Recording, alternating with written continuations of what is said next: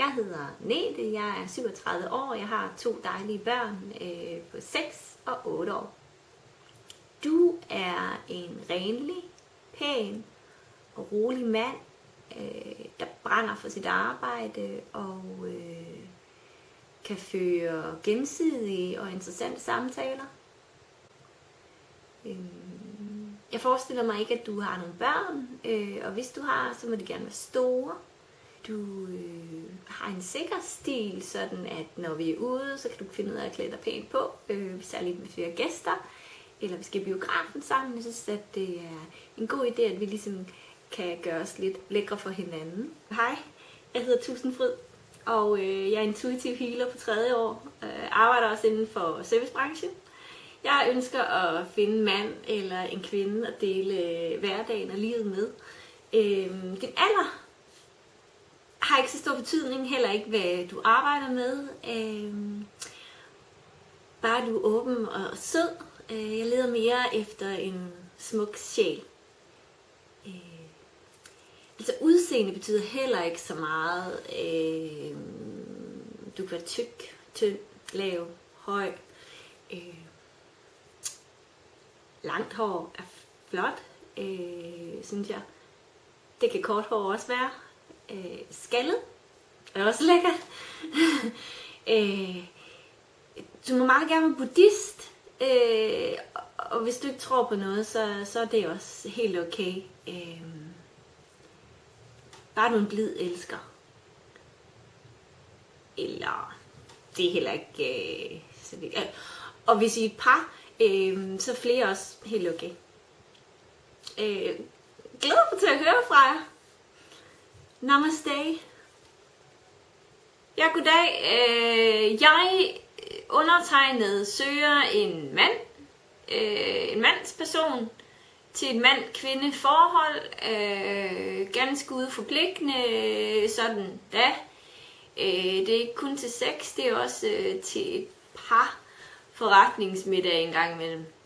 Så derfor må du meget gerne kunne se godt ud i et jakkesæt, og du må meget gerne også kunne opføre dig ordentligt, og samtidig med måske lige føre et par gode jokes af, bare lige der kan imponere lidt.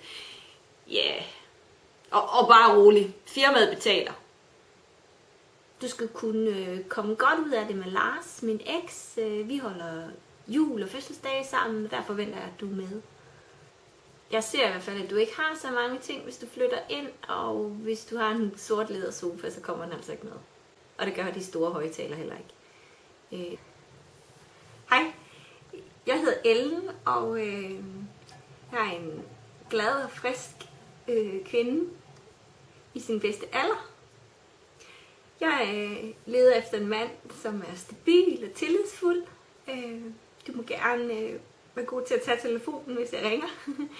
Og du må også gerne ikke drikke for meget, eller gå mere op i fodbold end mig. Du må også gerne ikke ringe på min fødselsdag og sige, at du ikke kommer på grund af travlhed på arbejdet, når jeg er godt klar over, at du er sammen med hende fra Næstved. Men ved du hvad? Jeg er kommet over dig. Jeg har lidt plads på loftet, der kan dit værktøj være. Jeg ser gerne, at dine hænder er skruet ordentligt på, at du er god til at give et nap herhjemme.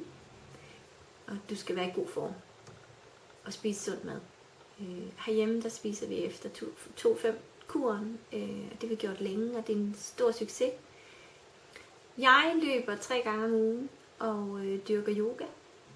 Altså, du må gerne se fjernsyn og se sport i fjernsynet. Men vi skal have nogle skærmregler. Ja, der er der dem. Hej. Jeg leder efter en mand. Og jeg bor på...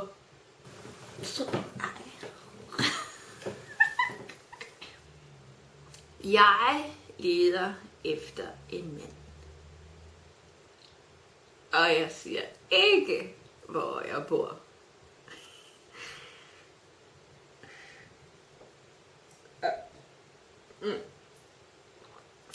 Du må gerne være god til at feste og have en masse penge og godt lide at rejse. Jeg synes, vi skal tage ud og rejse et par gange om året. Det er også lidt sent.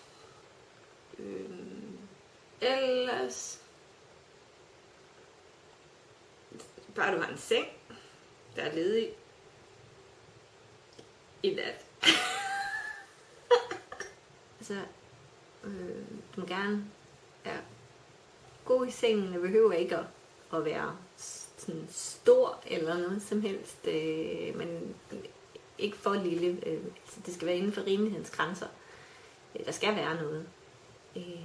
Ellers så forestiller mig, at du har store bløde hænder og et dejligt smil. Jeg kan godt lide massage. Jeg er egentlig meget glad for min krop. Jeg synes, jeg har nogle flotte bryster. Hvis du spiller et instrument, så vil det være meget sjovt og dejligt. Jeg kan godt lide klaver og saxofon. Jeg kan også godt lide at gå til dans, så hvis du er god til at danse, vil det også være rigtig godt. Hvis du er udlænding, så må du gerne være fransk. Jeg synes, fransk er sexet. Og ellers, så skal du bare være dig selv. Jeg glæder mig til at høre fra dig.